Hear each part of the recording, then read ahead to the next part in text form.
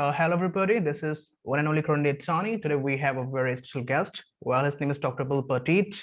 He's a three principles coach, a mentor, a coach of coaches, and how can I say that? The best coach in the community of three principles. So, with honor and pleasure, let's welcome Dr. Pettit. Hello. Yeah. It's Dr. good to be here. Good to be Same here. here. My pleasure. How are you today? I'm doing well. Yeah, I'm doing well. For an old guy, I'm doing better than I probably should be. Okay. Well, I was very excited for this interview because it is going to be the best interview ever. So, without any further ado, I would like to ask you our first question, that is, what is depression and how to overcome it? Wow. How much experience, and tell me how I say your name. I want to say it correctly. Is it Kiran? Is it Karan? Karen. Karan. Kiran. Yeah. Kiran. Yeah. Kiran, how much exposure do the people have to the three principles? Do most people know about them, or have they read any Mr. Banks's books? Or yeah, I mean, not many, but some of them know. Some. Okay. Yeah, I'm gonna bring it to India.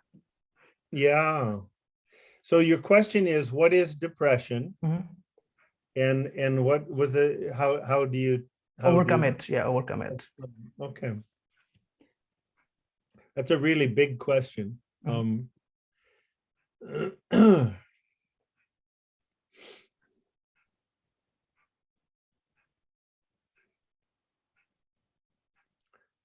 answer I'm going to give is probably different from what a lot of people have been told.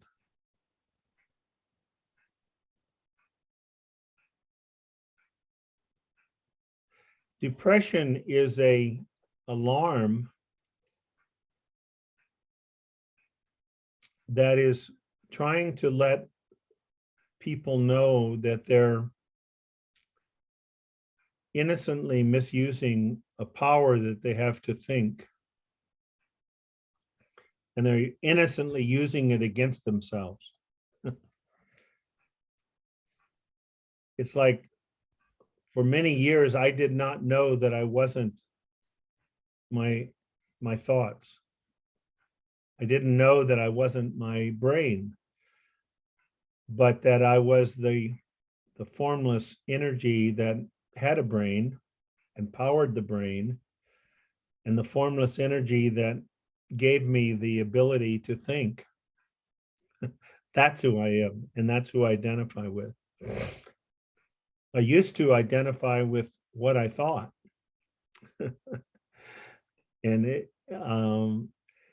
if one starts to do that, if one doesn't understand the universal principles that they're using, the metaphor of they have a mind, they have the consciousness, and they have the ability to think, the power to think. To me, what people call, and I don't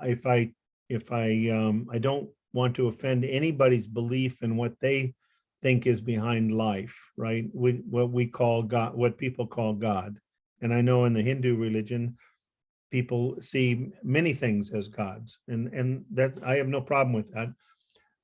But what I see is that there's some intelligent energy behind life, and that energy, whatever you call it, is benevolent. It's benevolent and beneficent, meaning that it's love and understanding. To me, that's what I've come to realize, and I'll be 80 years old coming May, and I feel younger inside than I did when I was half this age, because I used to live in a world of fear, that what was behind life was punitive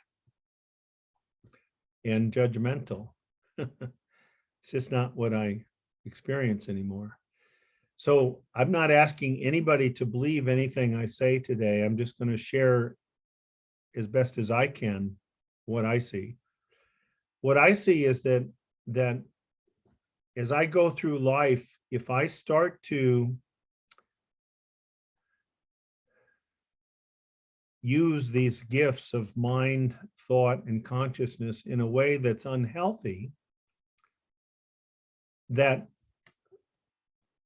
what's behind life, I'm going to call universal mind, gives me information that I'm going the wrong way, that I'm looking the wrong way for answers. And we get information, or what I'll call alarms, or I even call them now love letters. And that let me know when I'm getting lost. My mood will go down. I won't feel as lighthearted and joyful. I tell people, if I haven't laughed heartily by noon, I'm taking life way too seriously. Now, for me. So my mood will go down, my tension level will go up, my anxiety level. My ability to think clearly will start to disappear, and my thinking will become muddled. And I will start having trouble sleeping or feeling physical discomfort. So I'm going to have an alarm that's going to go off in my mood, in my tension level, in my thinking level, and in my body.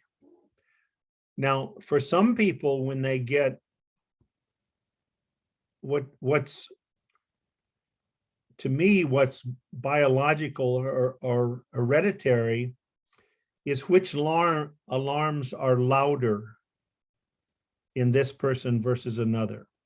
So some people can get lost in their thinking to about the same amount, and one will become totally depressed. Their mood will be the prominent alarm system that's trying to let them know they're looking the wrong way. And they may have some anxiety, but it's not as prominent. So for some people, the mood, and for those people, they go into a state that we define. If you're there for at least 2 weeks and you're feeling sad and down more of the time, and you're starting to lose your ability to enjoy things that you normally enjoy, and you're eating too much or too little, or sleeping too much or too little, we have these criteria that we say, oh, you've got a depression. But that's just a label on where the person is, Kieran, not who they are. It just means that right now they're taking their thinking way too seriously about something in life or about themselves. And it's setting off a fire alarm that's getting louder and louder. And so when it's in the mood, we call it depression. When it's in the tension level, we call it panic attacks or anxiety disorder or phobias. When it's in the thinking, if it gets bad enough, we call it a delusional thinking or psychosis. But through the years as a psychiatrist, and I retired after almost 45 years in psychiatry and over 50 years as a physician about 2 years ago, I have come to see that people who become psychotic even, it's an alarm. It's I have created such a painful world that I have to go to another world, because the one I'm creating in my head is too painful for me to. I either have the choice, now this is not a conscious choice, but later they see that they had a choice of either taking their life or becoming psychotic, going to another world.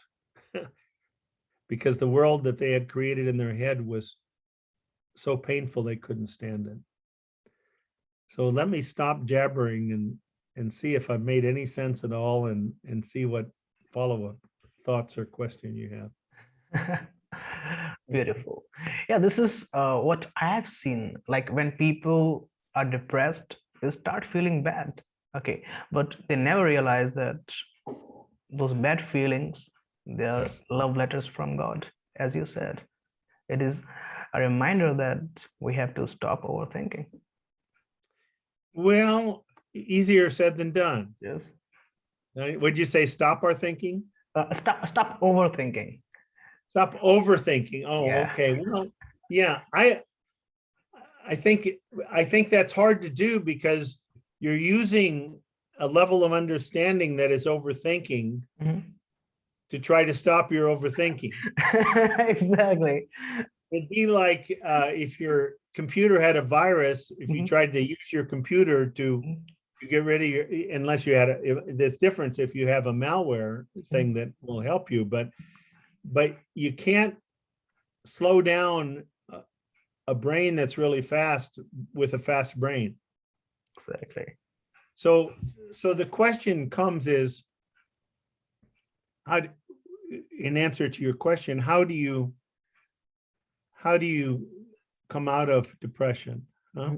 Mhm. Exactly.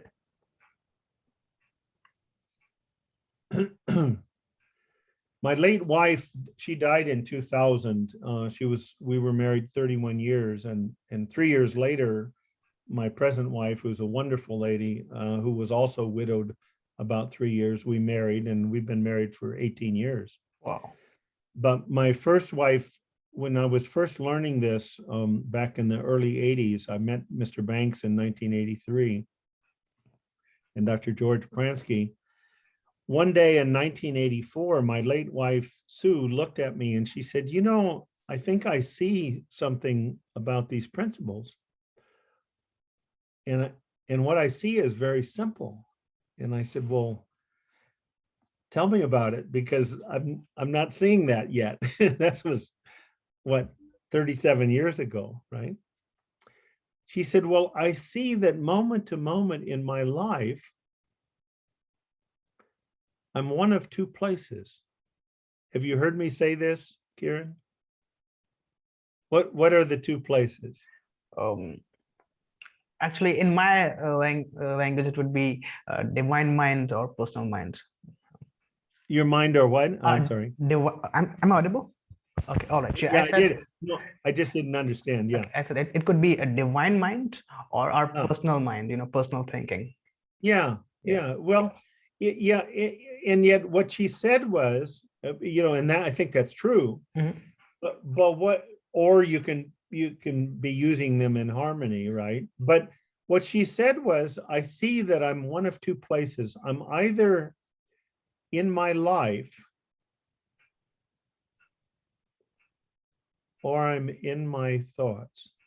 Wow. Wow.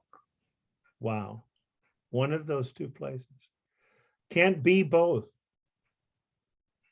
Now, what do I mean by that? If you watch children play, Kieran, when they're, or human beings, I mean adults playing, when people are playing, it's not that they're not thinking. Those children are thinking, but they're not in their thoughts. They're in their life.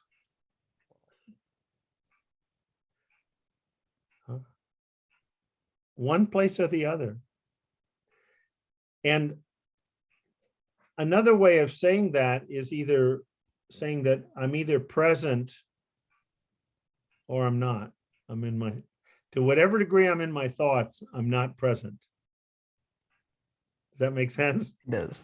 It does. Like right now, obviously, if you were measuring my, if I was hooked up to an electroencephalogram while I'm talking, it would show that I've been thinking. But I think you would say that I've been present with you. I'm not, you can sense that I'm not trying to figure out what I'm going to say next. I have no real idea what I'm going to say next. But in my presence with you and listening to you, I'm just in the present and then seeing what comes to mind. So I'm not in my thoughts. but I am thinking, but I'm present here with you. Do you feel that? I mean, and I feel, Exactly. okay. So that's really, I'll tell you why that's important, because that's the secret to life. Somebody asked me, they say, well, what do you do when you have a thought thunderstorm? Is that a okay thing to say in India? Yeah, it is. It is. It People is. know what that means when Exactly. your thinking is going so fast, and maybe it's judgmental, maybe it's guilty, maybe it's anger, maybe whatever. They say, what do you do when you have a thought thunderstorm? And I think, well, I'll tell you what came to me, because when the person asked me, a whole lot of platitudes came through my head, things I'd said before 100 times, quotes of Mr. Banks. But I just kind of sat with that question, what do I do when I have a thought thunderstorm? Because it's very different than it was years ago, and I don't experience it being effortful. It seems like I pass through a thought thunderstorm now with relative ease most of the time, if not all of the time. So what came to me, my mouth started moving, and it's an interesting experience. I'll bet you've had this yourself, that I wasn't even sure what was going to come out my mouth. I was kind of looking forward to hearing what my answer was. Have you ever had that experience? Yes. Yeah. And what came out my mouth was when I have a thought thunderstorm, I do the best that I can to be where I am.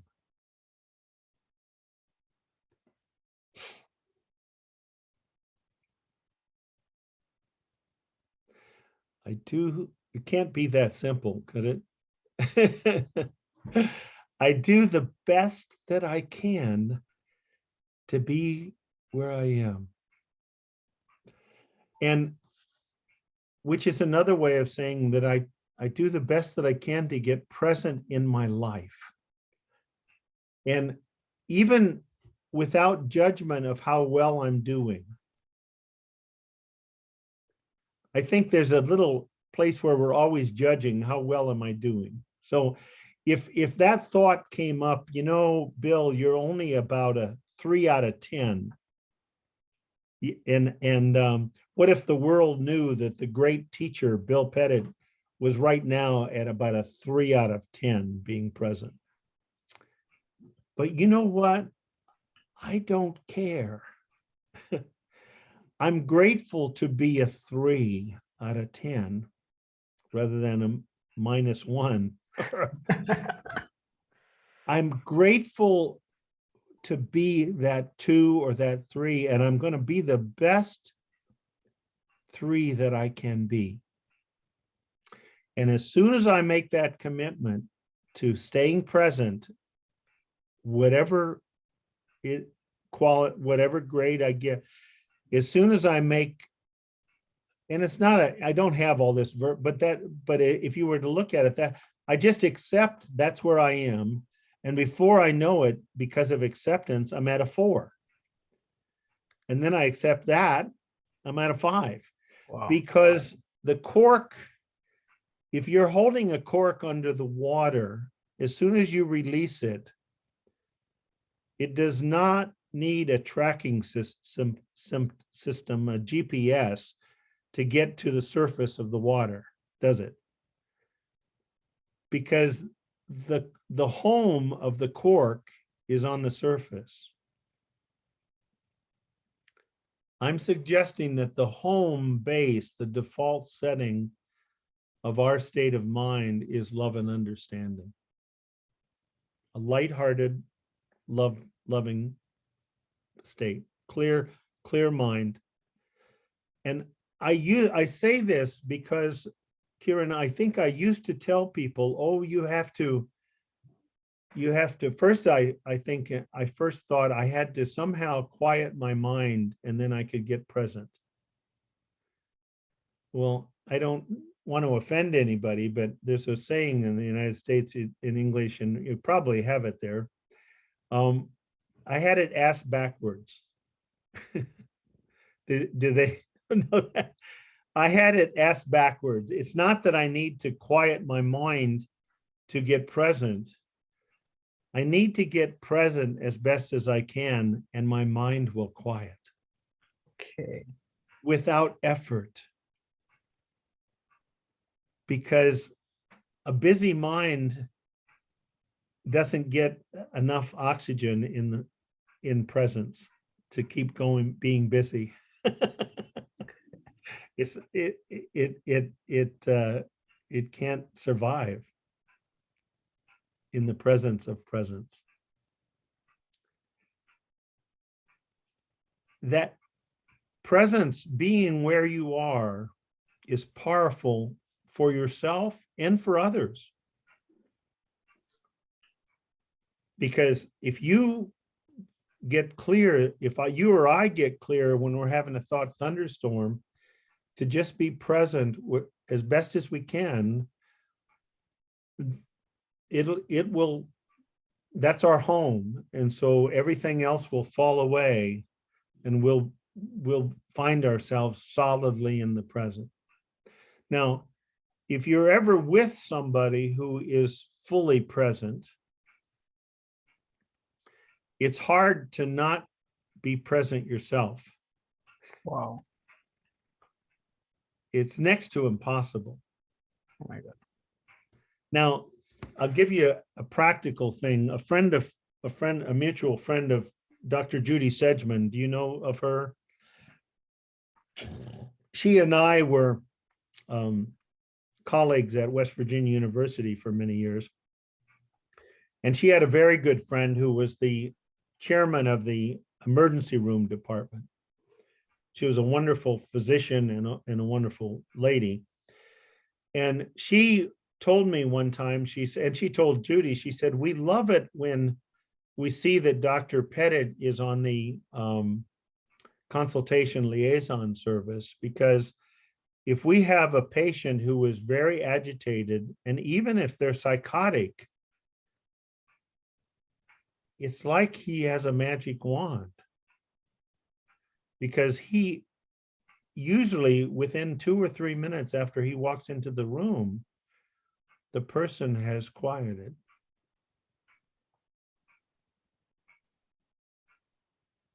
And maybe they still need to take some medicine, but instead of fighting us, and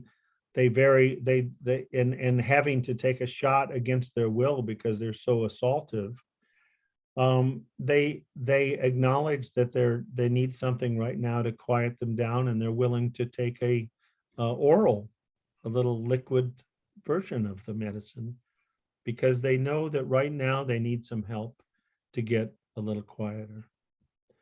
Now, I don't have a magic wand, Kieran. I used to kid, I'd say, people said, well, I wish you just had a magic wand. And I say, I used to have one. And boy, was it great. But then one day I put it on my chair and I wasn't looking, and I sat on it and I broke it. And ever since I broke my magic wand, I've just had to do the best that I can. And the reason why that would often, not always, but often happen in the emergency room is because when I walked into that room, I wasn't frightened. I wasn't worried about what I was going to do. I knew that my first job was to be totally present with this person who's lost in their thinking. I knew that my presence was more powerful than any medication I could order.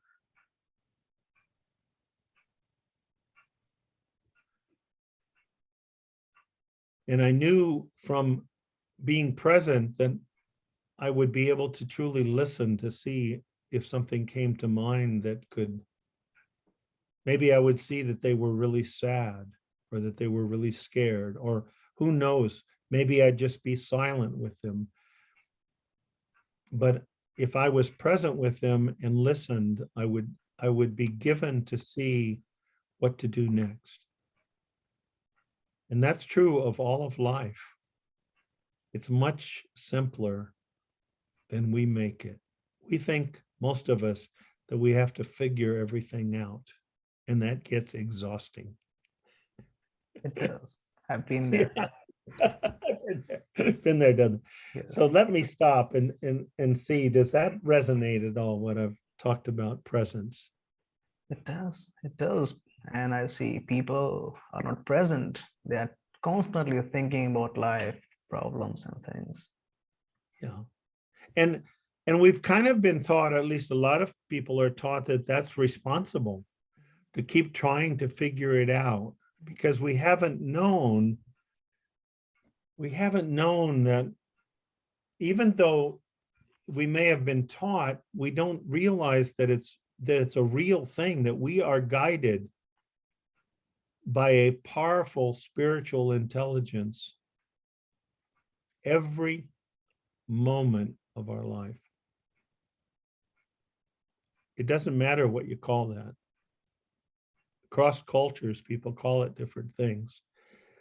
But if I truly know that, I know that when my mind, my personal mind, becomes tranquil, that it is replaced by divine mind or universal mind or whatever name you want to call it. If I know that, then I'm never alone. I'm never without what I need, because it's at the essence of my being. There's a scientist who's written 2 great books. His name is Robert Sapolsky, and one book is called Why Zebras Don't Get Ulcers. Are you familiar with that book? Yes. And his second book is called Behave. Are you familiar with that book? No, not yet. It's a 670 page, and with appendices, it's over 700 pages. Okay. It's incredible accumulation of research on behavior. Okay. The problem is that without understanding the principles, as great a scientist as he is, he says at the end of the book, he said, I've come to realize that we've covered a lot of material, and the best I can say is that, quote, it's complicated. Nothing seems to cause anything. It only modulates something else. He said, as scientists, we often say, we used to think X, but now we see Y. In any important issue, he says, after 700 pages, on any important issue, it is very common that 51% of the scientific research shows one thing and 49% shows the opposite. And I've noticed in this book how many times I have used the word generally, most often over 500 times, because there are always exceptions. But if you don't understand levels of understanding, levels of consciousness, levels of awareness, the principles behind those words, it's all very confusing. But it isn't if you understand how the system works. Give you one example, but I'll stop for a moment, is see if there's anything you wanted to say. Yeah. Is there, shall I continue? Sure. Yes, Yeah. please. So one of the places, and I won't explain all the neuroscience of this, but I think just from the word 30-fold, you get a sense. One of the things that Dr. Sapolsky's at Stanford, he says in the prefrontal cortex, which is the part of the brain. Now the mind is spiritual, right? The brain is what the mind uses in this world of form, right? And in the prefrontal cortex, which is kind of the part that's the executive decision making, where when you make decisions, you use that part of the brain. Okay. But it's the mind that makes the decision. It is not the brain that makes the decision. It's the mind that makes the decision. The spiritual part of us, the spiritual essence of us, uses the brain that then manifests through neural circuits the decision that's been made. Okay. But what he says is that the resting potential in the prefrontal cortex varies from person to person up to 30-fold. That's a big variation, isn't it? I mean, you say, well, let's say 100, if we said 100 was the average, then if it was 50% variation, well, then that would be, well, 50% below 100 would be 50, 50% higher would be 150, right? So, okay. So, right. But he's saying that the prefrontal cortex, the resting potential, is 30-fold. So if healthy functioning is 100, then 30 times that would be 3,000. So let's say I'm using these numbers as something to do, that if healthy was to have the brain working at 100 RPMs, but some people's brains were working as fast as 3,000 RPMs. Think of, and then they wonder why they're exhausted and having trouble thinking clearly. And their body is aching and they're not sleeping, and they're having autoimmune diseases, and their blood pressure's high, and they're susceptible to viruses and bacteria and cancers. Oh my God. And there's no blame here, because we're all doing, Karen, we're all doing the best we know how to do each moment. I went in and out of clinical depression for 20 years until I met Mr. Banks. Oh my God. 20 years. I saw and was helped by 6 different psychiatrists, and they were good people. And they helped me through these periods in my life with care. Medicines didn't seem to help, but they cared, and they were with me, and I made it through times in college and times in medical school and times in my residency, and I never had to stop. I never had to be hospitalized. I never had to stop my education because they assisted me. But they didn't know. It was like I was hungry and they would give me a fish. But not one of them taught me or knew themselves how to fish. And when I met Mr. Banks, that's an old metaphor, but it's not a bad one, because I suddenly realized that my depressions were not coming out of the sky. They weren't coming from my heredity on both sides of my family. They were coming from innocently, metaphorically, doing this with my thinking all 6 to 9 hours a day. And then wondering at the end of the day why I had another one of those headaches on the side of my head, and puzzled as to where it came from. Now, I thought it came from my heredity. Mhm. I thought it came from my work schedule.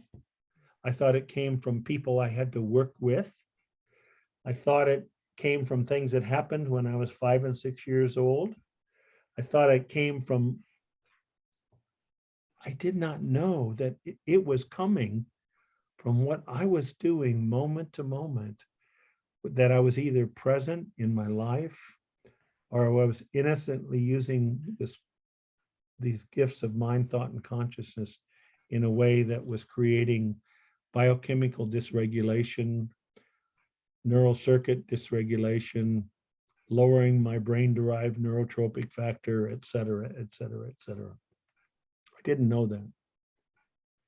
And as I listened to him on April Fool's Day, 1983, for the first time, I realized, wow, I'm the one causing this. And it wasn't like I was blaming myself. It was taking responsibility, but I didn't blame myself because I hadn't known any better. And I was excited because I didn't see how to stop doing this immediately. But if I'm the one doing it, I've got a chance of stopping it. If it's caused by all the things that I thought it was caused by, I had no control over any of them. And I was screwed. But if wow, I felt excitement and a hope within 30 minutes after listening to Mr. Banks. And I encourage people to read his books, to listen to his videotapes on the sidbanks.com, because it's not that he says don't believe anything I say, but it's okay to listen, because if you listen and you hear something inside of you at that place of truth, then it's yours. It's not because Sid Banks said it, it's because you've realized it from within your own consciousness, all the wisdom that is inside every single human being. So let me stop again. Is this helpful at all? Or Yes, if it you have is. questions, It is very much helpful, because the wisdom is coming from us, from within, not from something outside of us. And also, I talked to Dr. Jack Prensky and Harry Durbitsky, and they also said that Sid said that I'm not the one creating those feelings in you; they are coming from you. Exactly. Right. All right. Right. Okay. Well, yeah, go ahead. Yeah, go ahead. Yeah. Yeah. So, for people, if they read a lot about depression and they watch lots of seminars and videos, it's like like putting thinking upon thinking, as you said, the Right. busy mind. Right. So Right. if you have to like explain in simple words for those who would like to like overcome depression, so how can they just be present? How can what? How can they be present?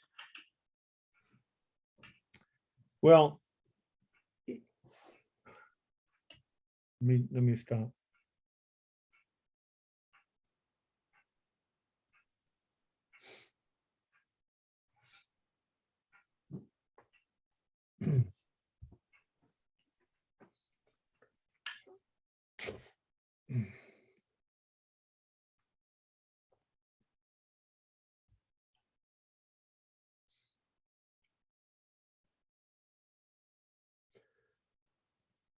Most people have the experience of being present at times. And they even notice, like I was talking to somebody earlier today who has been very, very, very depressed. Okay. To where really struggling with whether or not to take his life. I'm not practicing psychiatry anymore. I make that clear to people. and I encourage them to get whatever medical care. But as I listened to him, he said, you know, it's what's really funny is that my overwhelming depression and anxiety, sometimes it just disappears. I said, like, when was the last time it disappeared, even for a little while? He said, when I was walking my dog. Well, Kieran, what happened? He was walking his dog and he got present. He got out of his thoughts for a little while. He was enjoying walking his dog. And all the anxiety and depression disappeared because it's thought created. Oh my God. I said, when else has it disappeared? He said, well, they actually gave me some of that ketamine. And the first time only, it disappeared for about 4 hours. What is ketamine? Ketamine is a dissociative. It dissociates people from the content of their thinking. Okay. That's what mindfulness meditation does. Anything that disconnects people from the content of their thinking, that's what pet therapy does in the nursing homes. They bring these little doggies in, and the person that's sitting there thinking negative thoughts about mistakes they'd made in their life, and now they're going to die, and da, da, da, da, instead of just being every moment of life being precious, but they get present with that little puppy, and their depression disappears for a while. It's that simple. It's thought created. And there's I'm doing a course right now called Thriving Together. There's the one before it was about burnout. It was called Help for the Helpers. Right? And this week I was reading through the Enlightened Gardener Revisited. And I think some of the people there in India are very spiritual people. I think that my experience is from my friends from India is they really understand the universal mind. They're not frightened to talk about that. And they're not frightened to talk about consciousness. But, and I don't mean frightened, but the idea, the third principle, which is a metaphor of universal thought, they've never really, that's never been talked to them about. So even though they see the world as a manifestation of divine energy, they have lost awareness that they are a manifestation of divine thought, and that they're using this power of divine thought to create their own experience every moment of their life. And there's this quote that is so powerful where the character in the book says, do you honestly believe that deep inside everyone, everyone's a big word, isn't it? Everyone's consciousness, there lies innate wisdom, inborn wisdom? Yes, I do. That is where all true knowledge lies. And then the Sid character in the book, Andy, says, look within.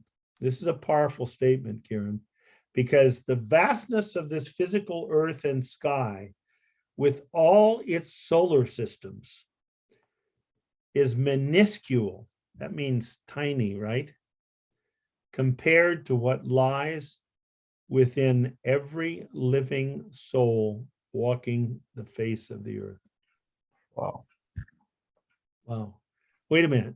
My brain can't, right?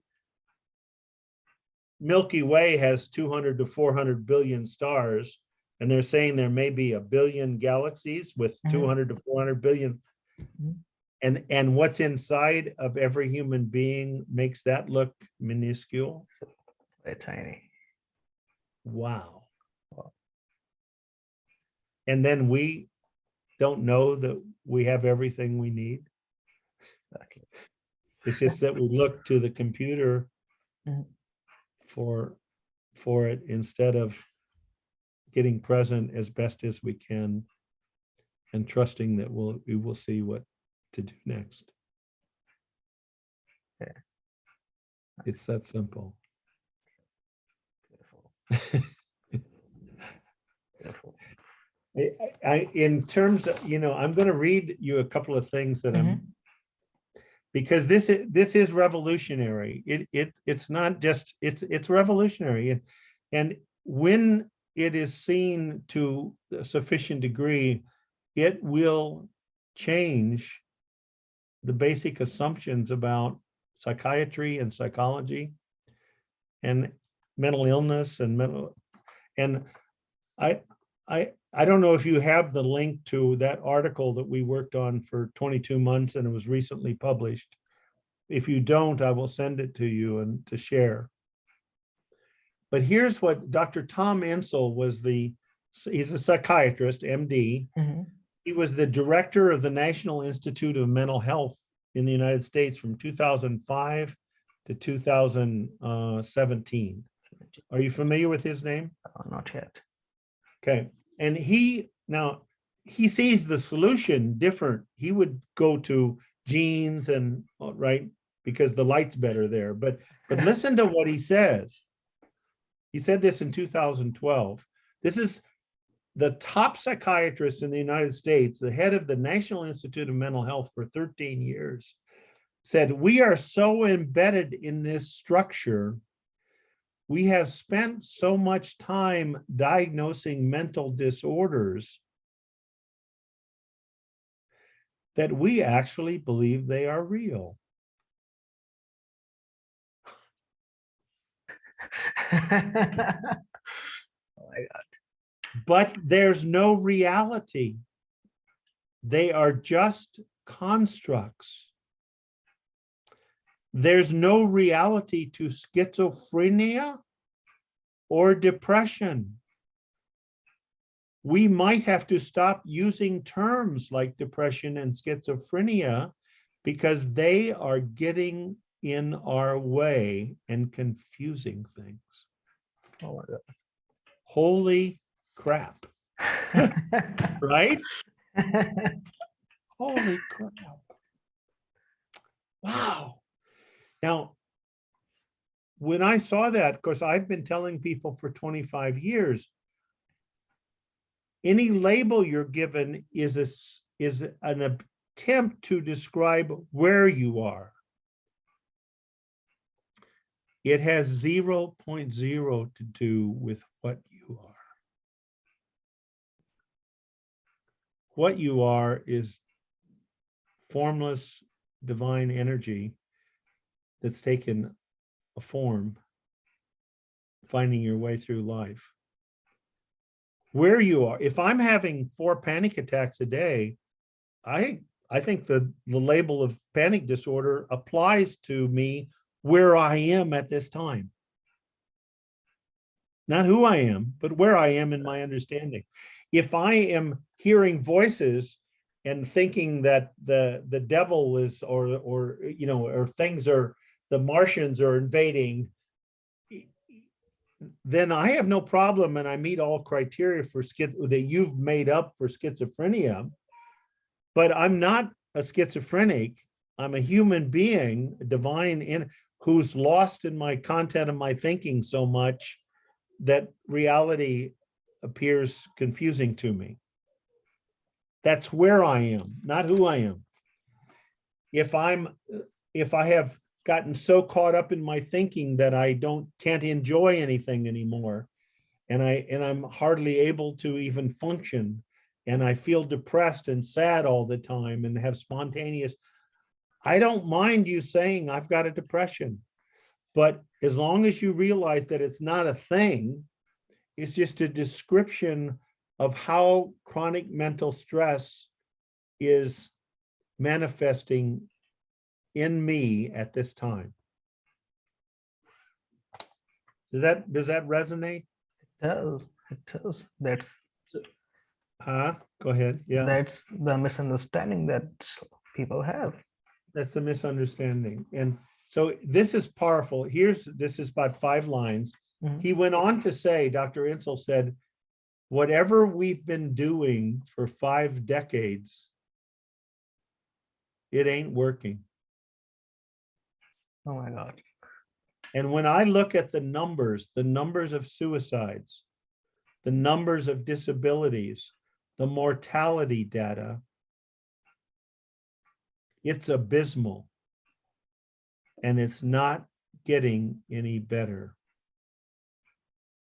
All the ways in which we've approached these illnesses, and with a lot of people working very, very hard, the outcomes we've got to this point are pretty bleak. Wow. Wow. Oh my God. See, because it's not about working hard. I know very, very little about plumbing. So if you called me to your house because you had a leak, the harder I worked, there probably would be more inches of water on the floor when I left, because I'd be working without understanding. Okay. And that's what happens when we don't have understanding of what's available to us, what we are as human beings, how the system works, and what's available to us if we just get clear that we're going to try to be where we are as best as we can.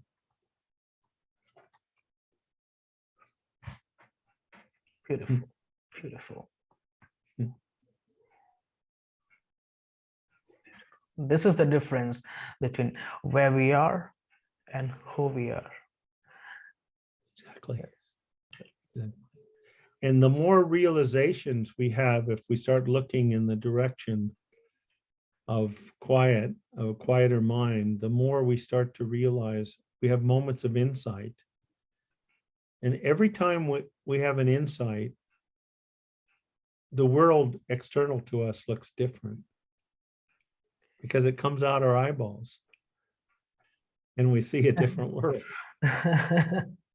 And it's endless. That's the wonderful thing. It's endless. It's important that people, I think it's important when people hear this and they start reading about the principles, and you hear some people saying, I just can't get it. Well, there's no it. There is a direction of realizing that you're a spiritual formless being that has taken form, and that there's nothing to fear. But one of the ways that Mr. Banks says about this is he says there's an infinite number of doors of understanding these principles. Infinite number of doors. And I kiddingly tell people, Kieran, I say the last time I looked at my math book, infinite is a really big number. It is. And what that does is it helps us be grateful for everything we see without getting caught up in judging what we don't see yet. The other thing that'll happen is people will say, I've been around the principles for 5 or 6 years, and then something happened in my life, and now it's like I don't know anything. I've forgotten everything I learned. Well, they haven't, but every time that happens, we are being given an opportunity to see something beyond what we've seen up to this point in time. If we could see it as an opportunity, because the only person, if I really know that the only person that can cause Bill Pettit to have emotional distress is in the same underpants that Bill Pettit's in. High level metaphor, Kieran. Yeah. If I really know that, and the last time I looked, there's only room for me, and I don't go looking anywhere else for the answer. I go to the present as best as I can, because I trust and know that the answer is and I'm being given an opportunity, because my present level of understanding is insufficient to the challenge that I'm facing in my life right now. And that emotional distress is a friendly, a salutary alarm, letting me know that I'm given an opportunity to see beyond what I've seen to this point in time. But I'm not going to see it by going to my intellect. Okay. I'm going to see it by getting present as best as I can and having a realization from within my consciousness. The Chinese, I have a good friend who was a Chinese physician, and he told me, and I may not be as far as exactly how the symbol is, but that the symbol for in the Chinese alphabet for crisis is two symbols. Okay. And one of them is danger, and the other is opportunity. Okay. So every crisis, if we get frightened and go to our thinking to try to figure it out, we may create a dangerous situation and disaster. But if we go to quiet, we'll experience, if we go to the presence as best as we can, we will experience an opportunity to go through a few more doors of understanding of these principles. Sid said, when the answer is complicated, it's the intellect. When the answer is simple, it's the spirit. And it always comes with good feelings, right? Always. Always. And clarity. Clarity. Wisdom comes like the bleat of a lamb, Sid says, not the roar of a lion. It never is hurtful. It comes with clarity, and it comes with just, with a good feeling. Yeah. Yeah, because I remember Sid said that this divine energy is always positive. I'm sorry, did what? I said, Sydney Banks said this divine energy is always positive. Yeah, I mean, I think he tried not to use words like, but maybe he did use positive there because, but he's saying is that it is pure love and understanding, that's the, it's pure love. And I don't know if you've heard me say this, Kieran, I say to people, I say, did you know that in all 195 countries that there is an organization based on unconditional love? And it has offices in every one of the 195 countries. Have you heard me say that? No, but I'm curious. Do you know what the name of this company is, or this organization? In 195 countries, and it's based on unconditional love. Now, if this, I'm going to tell you the name of it in just a second here, but if that's true, it's hard to say that it must be present in the source, right? If something was present in all 195 countries, it would seem like it must be a manifestation of the source, right? Well, the organization is called grandparenting. Grandparenting, okay. All right. Wouldn't you say that that's typically true? Grandparents love unconditionally? Yes, they do. Not always, but a vast majority of the time. And why do I say that in terms of in opposition to, not in opposition, but in contrast to parenting? Because so often parents want to love unconditionally, but they get caught up in their expectations.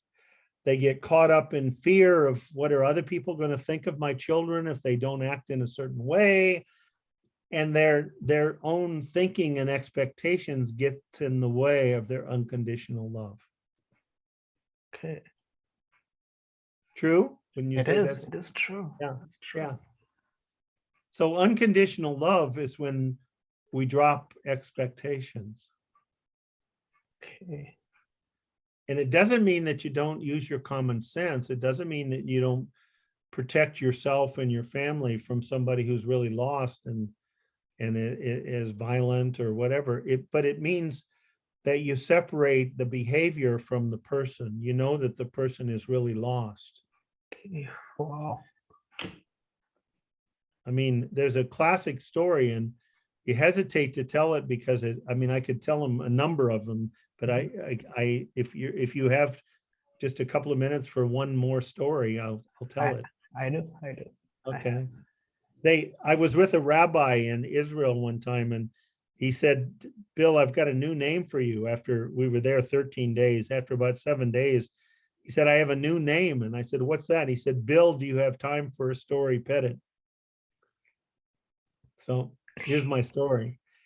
In this middle-sized city in Montana a few years ago, there was a young man in his late 20s, early 30s, who was raping and brutally beating. I don't know if he killed, but older women.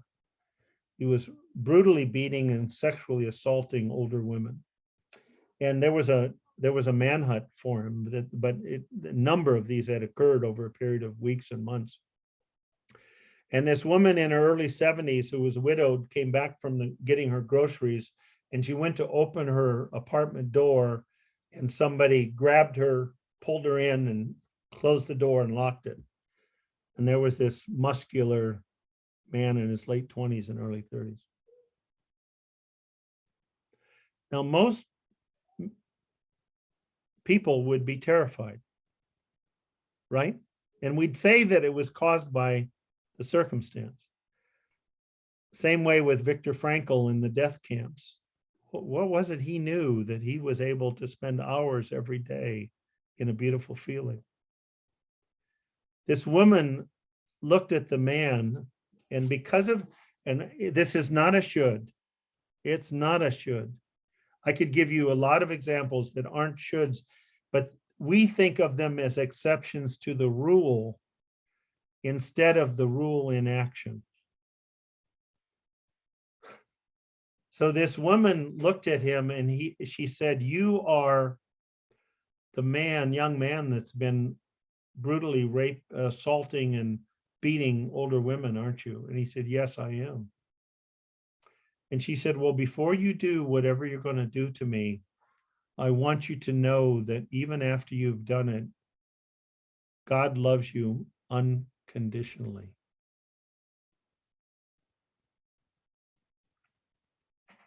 Pardon me? Oh my God.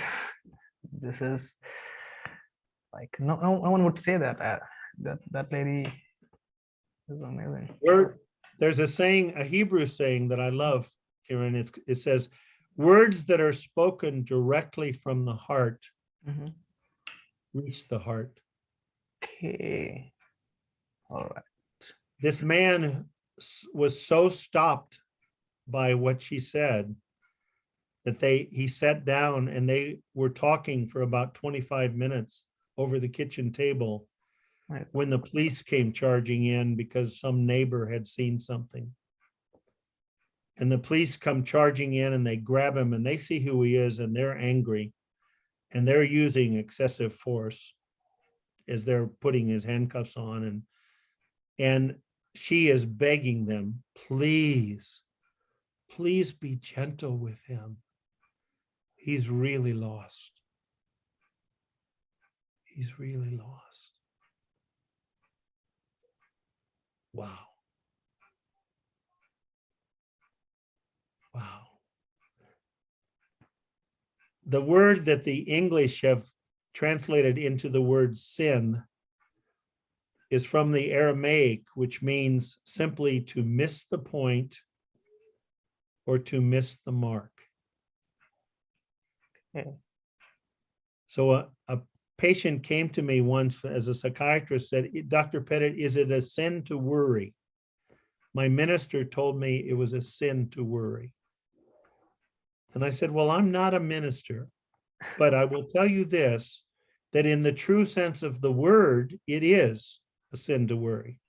Meaning, if the word sin really just means it misses the mark, misses the point, not that it's evil or requires punishment, if the point is to live in a lighthearted, joyful, peaceful, loving state of mind, if you start to worry, you're going to make that disappear.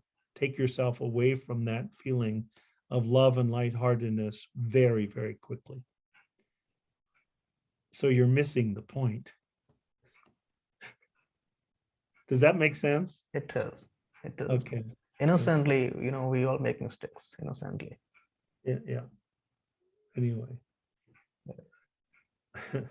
Beautiful. Okay. I would also like to ask you that the people with the OCD, obsessive compulsive disorder, we also start believing that this is something that they are suffering through, and it is a reality. So what message would you like to give them? Well, whatever label you give me, because Dr. Insel would say the same thing. It's a construct. Okay. And the person that having obsessive compulsive, meaning that they're having obsessive thoughts and compulsions to act on them, that's an alarm system that's going off because they have been taking their thinking way too seriously. So that their anxiety has increased to such a degree that they're having to do rituals, they're having to put things in order, they're having to check things in an effort to try to lower their anxiety. But trying to stop the suffering without changing your level of understanding is insane. It's insane. If you were in a movie theater and a fire alarm went off, you would, even if you were really enjoying the movie, you would get the hell out of there, would you not? I would. Right. But if somebody didn't have enough understanding that that alarm was salutary, it was trying to be help you. Sadly, in some parts of the United States, you could carry an AR-15 rifle into your movie theater. And that person, if they didn't have understanding, would take and try to shoot the fire alarm out because it was bothering their appreciation of the movie. And then wondering why the flames got closer and closer to them.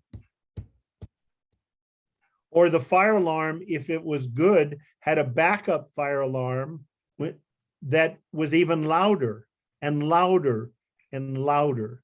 The OCD symptoms at their worst are a very loving alarm system trying to wake the person up to the fact that they're living in their thoughts instead of their life. Wow. Period. And it's where they are in their understanding, not who they are. Exactly. Very simple. But if you try to do anything with your thinking that's already has little understanding, you're just going to make it worse. Okay.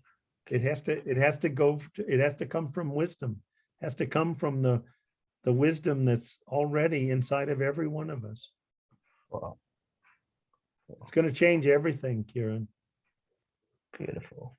I mean, I could tell you stories. I don't know if you've heard the most incredible story was one of after 39 years, but it happened within probably 60 days of meeting Mr. Banks. And this man in a state hospital, have you heard that saying? Man in a state hospital that had been there for 47 years. He was 67. He'd been in the state hospital with a diagnosis of schizophrenia for 47 years. Oh my God. They tried to discharge him 2 or 3 times, but he always ended up back in the hospital. And I was sitting there. This is 1983. There were no videos.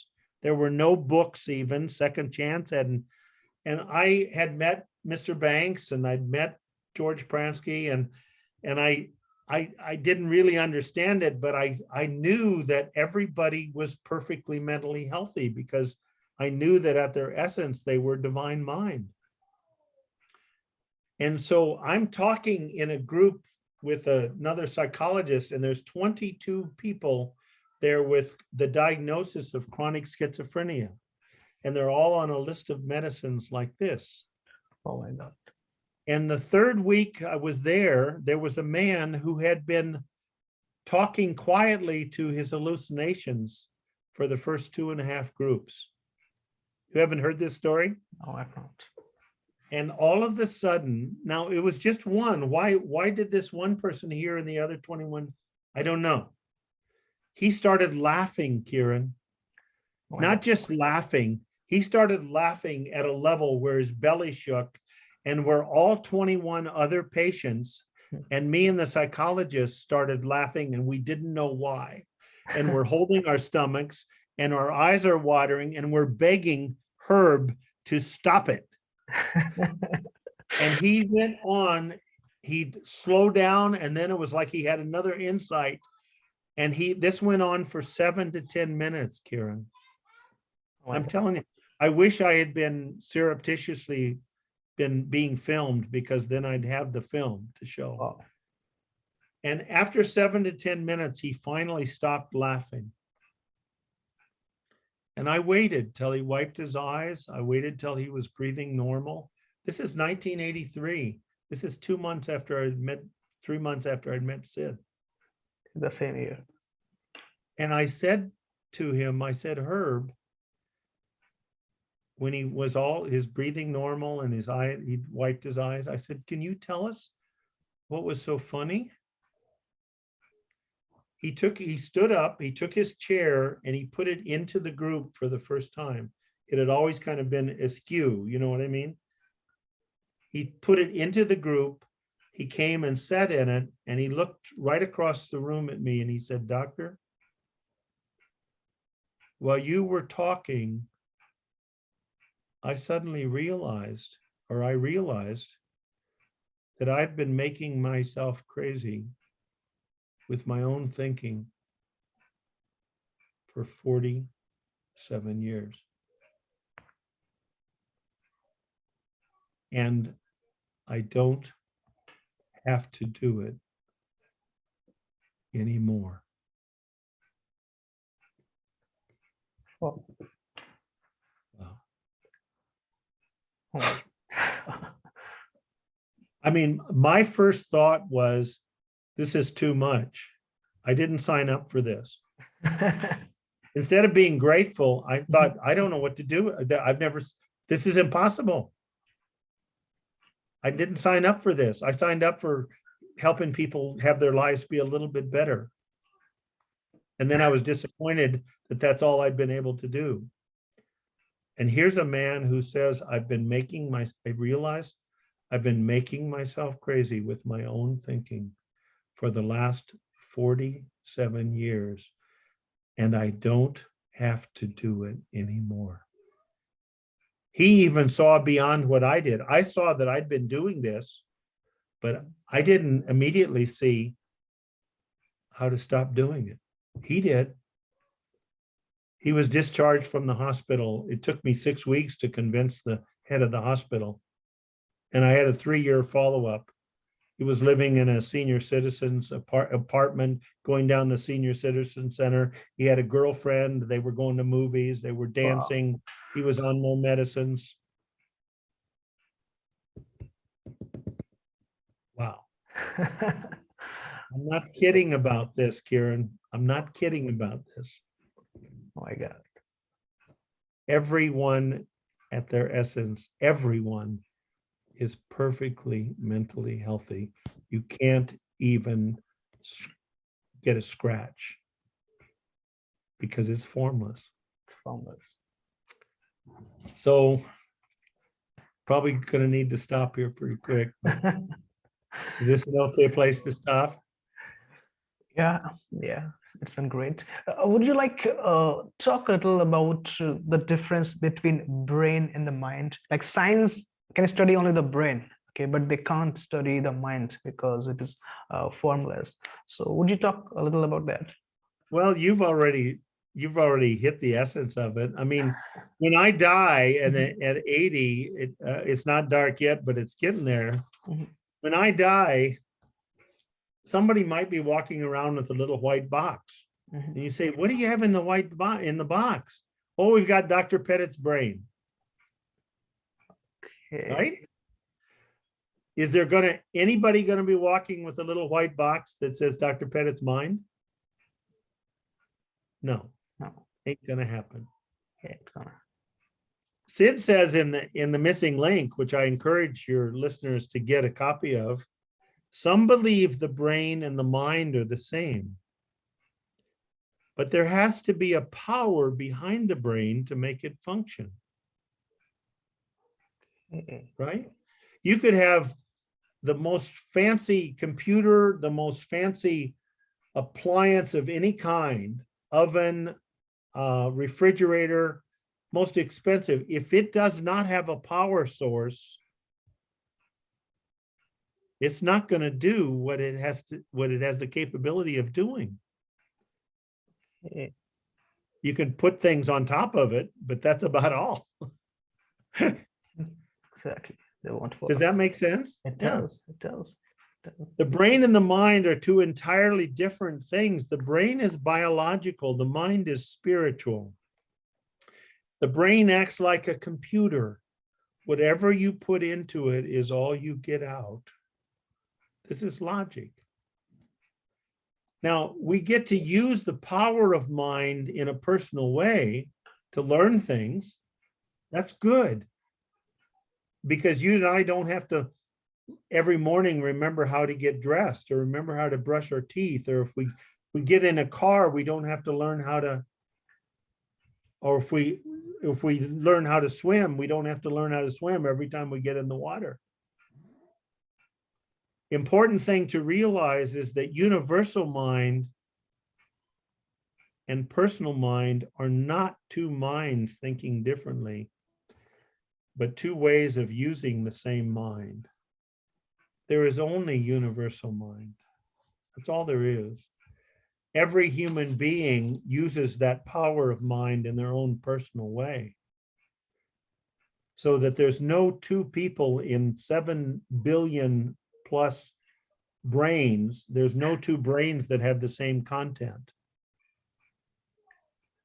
But they have the same universal mind powering. Beautiful. Does that help? It does. It does. And for those who would like to follow you, or like where can they find more about you? Well, you know, I have my own YouTube channel now. Yeah, I love it. I love it. William F. Maybe you can let them know. Do you have a mailing list or something? Or you could let them know. But it's William F. Pettit, Pettit Jr., MD, and our website is the doctors DRS Pettit Pettit thedoctorspettit.com. There's lots of stuff there too. Wow. And I have courses. You know, I have courses that there's two courses. One on on burnout and thriving. You know, there was a recent study a year ago in the United States that showed that 78% of our American psychiatrists, by their own filling out of a survey, met criteria for burnout.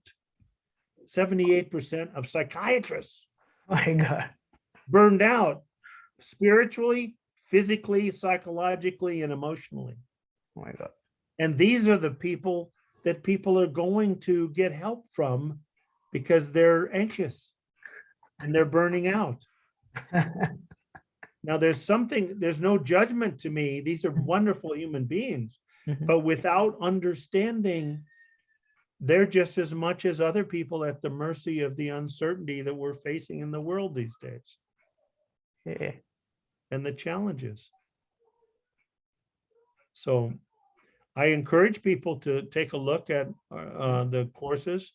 I think they're priced. I've tried to price them so they're available to people. It might, some people might have to save up for a little while, Mhm. but and there's lots and lots of free material, lots and lots of free lectures and stuff on my website, and we're going to Mhm. keep getting more and more free material up there. Mhm. So but it's worth going. I think Mr. Banks's articles, and which are at the videos and the books Mhm. are www.sidbanks.com. Boy, to me, I've had people have miraculous turnabouts just from watching the Long Beach tapes twice through. Something happened that that people said, one lady said, I'll never have to see you again. My God. And I didn't. Oh my God. She came in the hospital on Friday, so depressed that she wasn't eating, or, she was going to die, not from suicide, but from not caring for herself. She left 72 hours later on Monday morning, looking 5 to 8 years younger, Oh my God. and said, you'll never have to see me again. And I didn't, and on no medicines. And then she said to me, Kieran, and this is important. She said, you know what? I probably should tell you, I did not understand one word that man said, Oh my God. because she wasn't listening with her intellect. She was listening to hear something beyond the words. She didn't know how to read. I couldn't let her read books. She got D's and F's in special education. But in a way, that was a gift to her, because she hadn't relied so much on her analytical thinking, because it wasn't very good. She wasn't very good at it. So she truly listened twice through to the videos. And she said, at some point, I suddenly realized that I was feeling a joy and a lightheartedness that I hadn't felt since I was a very small child. Wow. And I had follow-up a number of months, and she was fine. I'm going to have to get off, because in 3 minutes, I've got another call. Oh my God. Okay, Dr. Bill, it has been a great time, and I'm grateful to you. Thank you very much. Thank you very much. And you have my email, so you have because I've emailed back and forth, right? On there is the link to the article. Anybody that wants to see the article too, Okay. and the courses are all there where you can refer people to them, huh? I will leave all the details in the description on the Okay. video. Okay. Okay. Thank you very much. Namaste. Bye.